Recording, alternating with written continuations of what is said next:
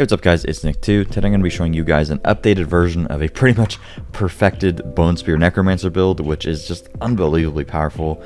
You can do up to over 250 million damage, which is just absolutely insane. You can still just completely annihilate Lilith like you pretty much always were able to, and the build somehow got even easier to play and better with Season 1 coming out with all of the Malignant Hearts, etc., which I'll be going over all of that today, but I just really wanted to show you guys an updated like level 100 version of the build that is pretty much perfected and just show you guys how ridiculously powerful it is. It's probably the second highest damaging build that exists in the entire game, but it is extremely easy to set up. You don't really need much to get going. You could literally be like level 50, just slap on some legendaries, and boom, you just instantly do unbelievable amounts of damage. The only other build that I think does more damage is a Ring of Mendeln Necromancer build, which I will be making a video on soon if you guys are interested. But in my opinion, Bone Spear Necromancer is probably one of the most fun builds in the entire game, and I just absolutely love running around just blasting everything in the face for tens of millions of damage.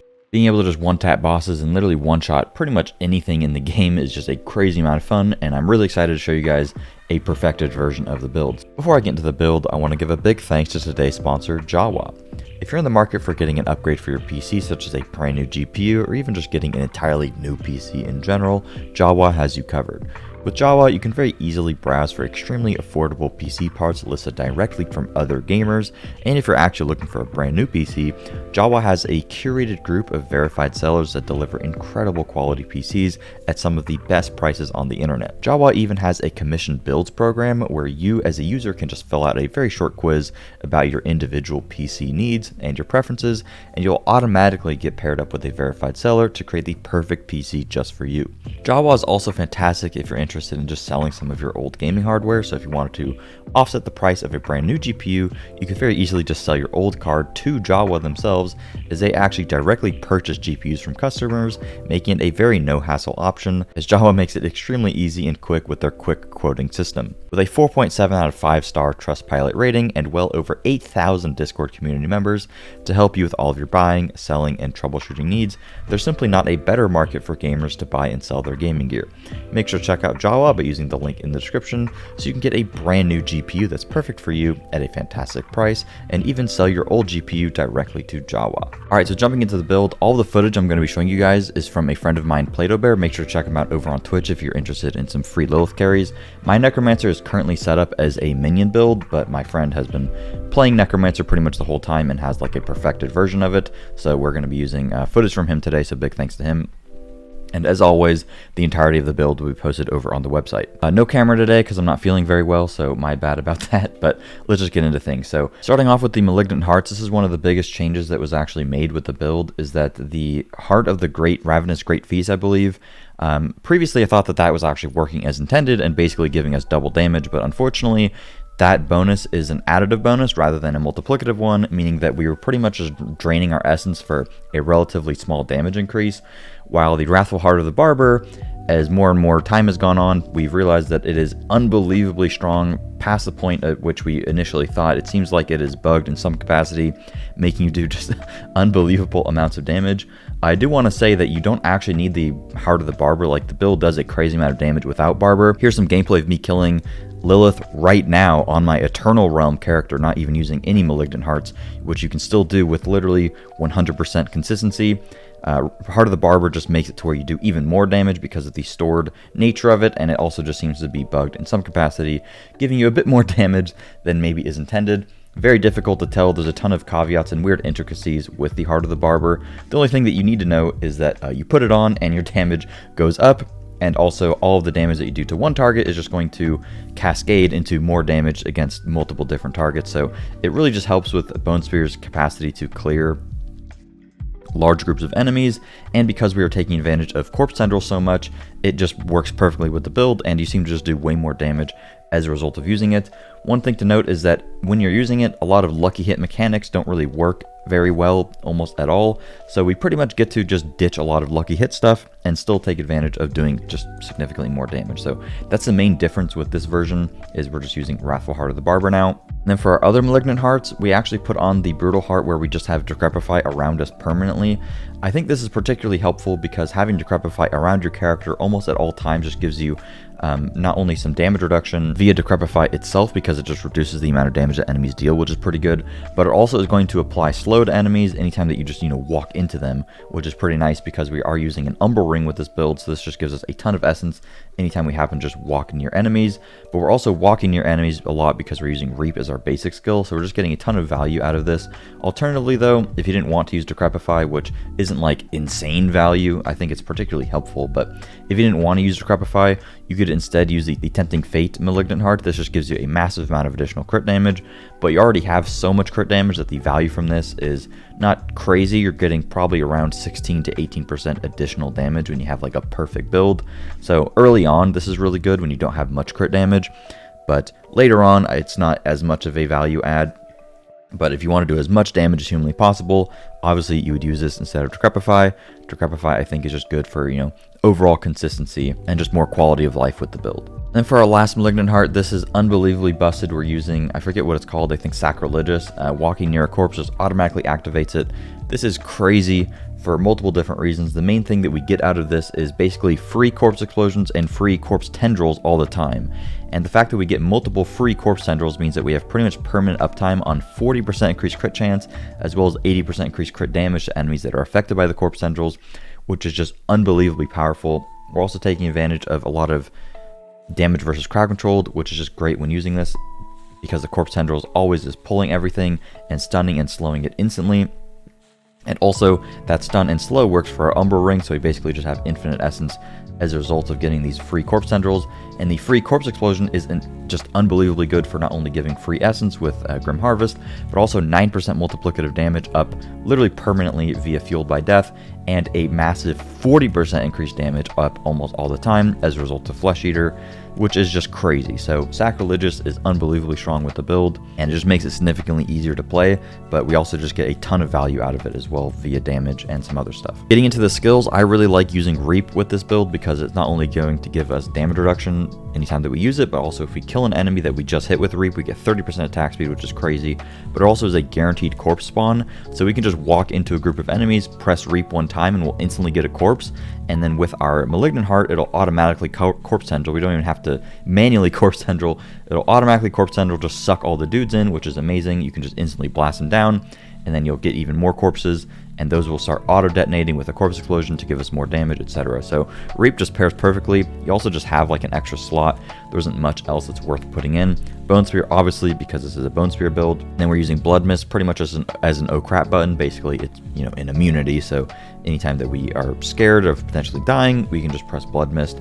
There's not really much else that's like going to be that helpful for the build. Corpse Explosion, obviously, for the massive damage increase that we get from Fueled by Death, etc. And then Corpse Tendrils is for what I mentioned before, basically the Grasping Veins Legendary, and it's just also really good because it sucks all the dudes in, right? And then we have Iron Maiden here. Iron Maiden is fantastic because it gives us guaranteed essence anytime we just use it on a bunch of enemies, and if enemies get corpse tendrilled in and then you throw down an Iron Maiden, you get a ton of essence back.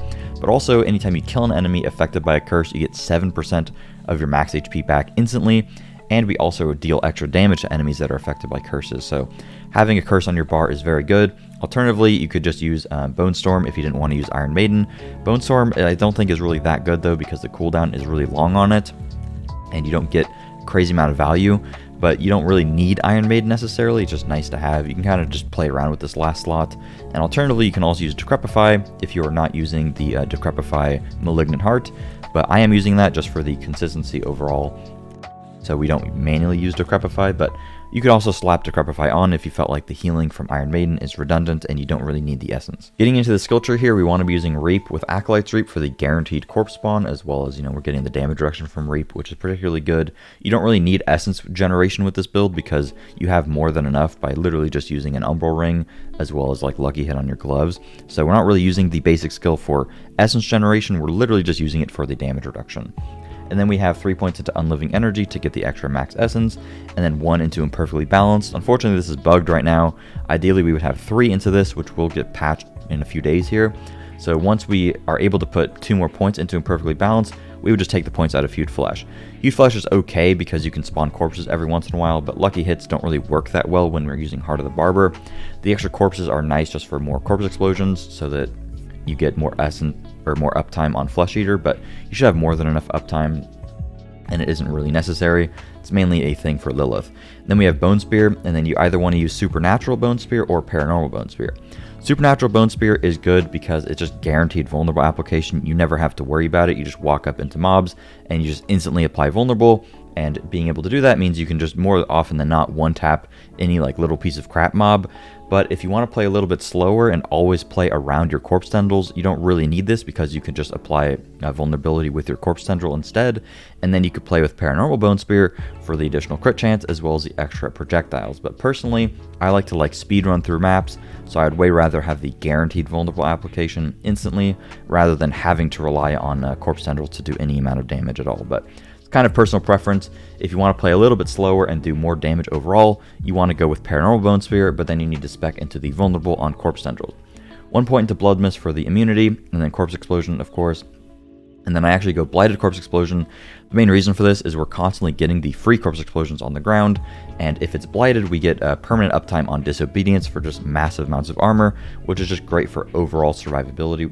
And otherwise, you don't really get too much value out of Disobedience, but having the damage over time nature of the Blighted gives it, basically just stacks up Disobedience for free, so that's really nice. And if you wanted more movement speed, you could also go into Reaper's Pursuit as a result of using the Blighted Corpse Explosion for just a bit of extra movement speed, but it's not really all that much. And then we actually only want to put 1 point into here because I forgot to put 1 point into Corpse Tendril, so put 1 point into Grim Harvest, and then we put 3 points into Fueled by Death. You could put more points into Grim Harvest when you're earlier into the build and you don't have a good Umbral Ring yet. Putting 3 points in there will massively help you with your Essence, and then we go 3 points into Fueled by Death for just massive amounts of extra damage. And then I went 3 points into Death's Reach for just extra damage, and then 3 into Death's Embrace. If you wanted to move points into more Essence Gen, you could take the points out of Death's Embrace. That's probably what I would do, and then put it back into Grim Harvest. This is mainly just for additional damage reduction. And then I have 3 points into Amp Damage because we're constantly applying Curse with Decrepify as well as Iron Maiden here. And then we go into the Essence Gen and the Heal with Iron Maiden, which is just really good for overall just playing with the build. And alternatively, if you didn't want to use Iron Maiden or Curse, you could just put on Bone Storm, but personally I don't really think it's necessary. Then I go 1 point into Corpse Tendril, and I stopped playing with the Blood Orb from Corpse Tendril because when you have an automatic Corpse Tendril cast with Sacrilegious, it does not spawn the Blood Orbs, so I kind of just ditched playing with the Fortify. You could do that if you wanted a bit more survivability, but I just went for more damage because the Fortify doesn't help too much. And ideally, you do want to put at least 1 point into Corpse Tendril, and then another point into the Slow for the Umbral value. Then we go 3 into Serration for additional crit chance, 3 into Compound Fracture for straight up extra damage, and then 3 into Avulsion for a ton of extra damage. There's so much damage in just those 9 skill points. And then 3 into Inspiring Leader for 12% attack speed up all the time, which just feels really good. And then damage reduction with Standalone, and then also Memento Mori to buff our sacrifice bonuses a crap ton, which is really good. And then Ossified Essence is one of the main reasons we even do damage, because it's just going to scale up how much damage we do based on our maximum essence, and we can scale our maximum essence very well, so this is just very, very strong for us, increasing our damage by like 150%. For our sacrifices, we want to sacrifice Skirmishers for just extra crit chance. Obviously, it's pretty much a no-brainer. And then we want to sacrifice Cold Mages for 15% multiplicative damage against vulnerable enemies. But again, this gets scaled up by another 60%. So it's 24% increased damage against vulnerable, which is very, very strong. Then another 30% increased crit damage by sacrificing the Golem, which is just a crazy amount of extra damage because we're pretty much always critting. Getting into the Legendaries, you want to be using Grasping Veins on a two-hander. The reason for this is because Splintering got nerfed, and also you need crit chance. It's harder to get to maximum crit chance with this build, literally 100%. But by having Grasping Veins on your two-hander, and the fact that we're constantly getting free Corpse Tendril cast just with using Sacrilegious, you pretty much have full uptime on a crazy amount of additional crit chance, and you also get the value from the crit damage. So it's really good to have Grasping Veins on the two-hander there, just a massive damage increase. And then on the Amulet, we go for Ossified Essence for literally just 60% increased critical strike damage pretty much all the time. And then on the rings, all we need for our essence generation is 1 umbral ring for 4 essence anytime that we crowd control an enemy, and we're constantly crowd controlling because we have the free decrepify, which applies a slow, but we also have corpse tendrils, which not only stuns enemies, but it also is going to apply its own slow. So we basically just get 3 different forms of applying crowd control just with corpse tendrils and with our decrepify if we just walk into enemies. And if we have a 4 umbral ring and we suck in 10 dudes, since that is 3 different crowd control effects, that's going to give us literally 120 essence just from being near 10 mobs and corpse tendriling them. So by itself, Ring of the Umbral basically solves all of our essence problems, but we pair that with Iron Maiden, and we just have pretty much infinite essence. But if you wanted even more essence, you could instead use a Ring of Exposed Flesh here, which is a lucky hit chance to generate some essence, which you can actually get from the Codex now, which is very helpful. But because we're using Heart of the Barber, we don't really get lucky hits all that often, and you honestly don't even need the essence from this. If you just watch the gameplay, we're literally at full essence all the time. But if you're really having an essence problem, I would recommend just using that instead of using, I forget what this is called, Cadaverous, I suppose, where anytime we consume a corpse, this increases the damage of our next core skill. This is really good because we're constantly consuming corpses anytime that we just are walking near enemies, because we're constantly proccing the corpse explosions. Alternatively, you could use Edge Masters, but this goes up to a 50% damage increase if you have a max roll, whereas typically Edge Masters is only like, a 20% damage increase. So you get way more value out of this, just a lot of additional damage if you need it. But also feel free to just supplement any sort of essence generation thing if you feel like it. And then of course we have Splintering on the gloves for the additional damage with our bone shards, and then on the boots you want to have crits give you movement speed, because Necromancers are very slow, so we go for as much movement speed as possible. And then on the pants or chest, you just want basic skills give you damage reduction. So when you press your reap, which you should be doing pretty often, you get a ton of damage reduction. It's pretty much the main way that we can survive with this build, is just using reap every once in a while. And then you have disobedience for the massive amount of additional armor. And then on the helmet, we go for Deathless Visage. The effect of Deathless Visage is pretty useless. We're mainly just using it for the extra crit damage in the form of fizz damage and critical strike damage. But they pretty much nerfed the amount of damage we're getting from this because it's not as much crit as it used to be. So I don't really think it's mandatory at all. If you wanted more survivability, you could just get a normal legendary helmet, just slap on like max HP, total armor, and at least get the maximum essence there. And then you could use Aspect of the Protector for a barrier every once in a while. So don't worry about it if you don't have a Visage, but they do drop quite frequently, and it is a decent bit of extra damage, but it is by no means actually mandatory. When it comes to the stats that you want, I just mentioned exactly what you want on the helmet, but when it comes to the chest, you just want as much damage reduction as humanly possible here. Just getting like damage reduction from distant, damage reduction from close, straight up damage reduction, and then armor or maximum HP is going to be your best bet for survivability.